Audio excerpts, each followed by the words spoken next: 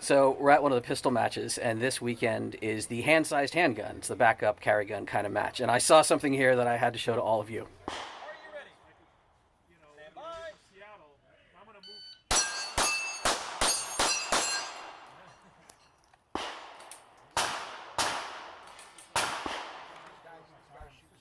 So we're at the hand-sized handgun match, where most of us have pocket pistols and such. And everyone's looking at Josh like, "Oh, you're not competing in the hand-sized." He said, "Yeah, I am." So that is is it a P65 frame? P320. On a P320. Fantastic. Excellent runs today, man. Good deal. Remember, if it is not explicitly forbidden by the rules, it is within the rules. Get creative, people. Stay safe out there.